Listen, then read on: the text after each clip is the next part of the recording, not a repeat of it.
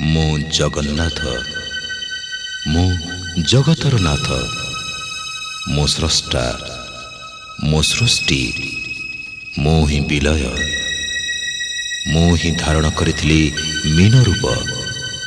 ମୁଁ କଚ୍ଛପ, ବରାହ, ନରସିଂହ, ବାମନ, ପରଶୁରାମ, ରାମ, ବଳରାମ ଏବଂ ବୁଦ୍ଧ।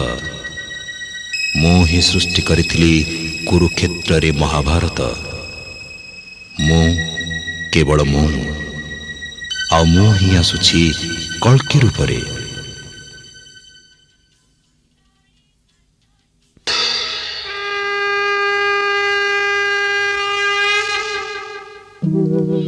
यदा यदा हि धर्मस्य